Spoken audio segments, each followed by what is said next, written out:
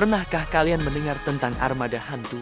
Bukan, ini bukan cerita horor, tapi sebuah fenomena nyata yang punya dampak besar pada ekonomi dan politik energi global. Bayangkan ratusan kapal tanker minyak raksasa, masing-masing membawa jutaan barel minyak mentah, berlayar di lautan lepas tanpa terdeteksi radar. Mereka mematikan sistem identifikasi otomatis atau AIS mereka, menjadi hantu di lautan untuk menghindari sanksi internasional. Inilah yang kita sebut armada hantu. Kapal-kapal ini menjadi pemain kunci dalam perang energi global yang sedang berlangsung. Negara-negara seperti Iran, Venezuela, dan Rusia yang terkena sanksi berada di barat, sangat bergantung pada armada ini untuk tetap bisa menjual minyak mereka di pasar gelap. Tanpa armada hantu, ekspor minyak mereka akan lumpuh total, menyebabkan krisis ekonomi yang parah di dalam negeri. Jadi, bagi mereka, kapal-kapal ini adalah jalur kehidupan. Tapi, bagaimana cara mereka beroperasi? Prosesnya sangat rumit dan penuh risiko. Kapal-kapal ini seringkali sudah tua dan tidak terawat dengan baik. Berlayar di bawah bendera negara-negara kecil yang longgar peraturannya. Mereka melakukan transfer minyak dari kapal ke kapal di tengah laut, seringkali pada malam hari, untuk menyamarkan asal-usul minyak tersebut.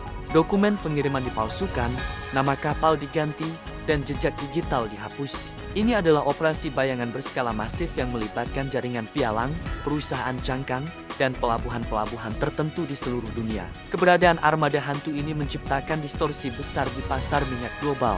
Di satu sisi, mereka memastikan pasokan minyak dari negara-negara yang terkena sanksi tetap mengalir, yang secara teoretis bisa membantu menstabilkan harga minyak dunia. Jika jutaan barel minyak ini tiba-tiba hilang dari pasar, harga minyak bisa meroket, menyebabkan inflasi dan resesi ekonomi di banyak negara. Jadi, ironisnya, beberapa negara yang memberlakukan sanksi mungkin secara diam-diam membiarkan armada hantu ini beroperasi untuk menjaga stabilitas harga energi mereka sendiri. Namun, di sisi lain, armada hantu ini membawa risiko yang sangat besar. Karena banyak kapal yang sudah tua dan tidak memenuhi standar keselamatan, risiko tumpahan minyak dan bencana lingkungan menjadi sangat tinggi. Satu kecelakaan saja bisa menyebabkan kerusakan ekologis yang tak terbayangkan. Selain itu, operasi ini merusak efektivitas sanksi internasional yang seharusnya menjadi alat diplomatik untuk menekan suatu negara tanpa harus menggunakan kekuatan militer. Ketika sanksi mudah dihindari, kekuatan diplomasi menjadi tumpul. Lalu, apa masa depan dari perang energi dan armada hantu ini? Selama ada sanksi dan permintaan global akan energi, armada hantu akan terus ada dan bahkan mungkin semakin canggih. Negara-negara barat mungkin akan meningkatkan teknologi pengawasan mereka, menggunakan satelit dan kecerdasan buatan untuk melacak kapal-kapal ini. Namun, para operator armada hantu juga akan terus berinovasi untuk tetap berada satu langkah di depan.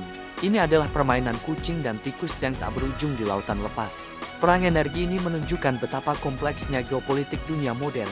Ini bukan lagi sekadar perebutan wilayah, tapi juga perebutan sumber daya, pengaruh, dan kontrol atas jalur pasokan global. Armada hantu adalah simbol nyata dari dunia yang semakin terpolarisasi, di mana beberapa negara rela mengambil risiko besar untuk bertahan hidup di tengah tekanan ekonomi dan politik yang kuat. Bagaimana menurut kalian? Apakah armada hantu ini pahlawan atau penjahat dalam drama energi global? Tulis pendapat kalian di kolom komentar ya. Terima kasih sudah menonton. Jangan lupa like, subscribe, dan nyalakan lonceng notifikasinya agar tidak ketinggalan video menarik lainnya dari kami. Sampai jumpa.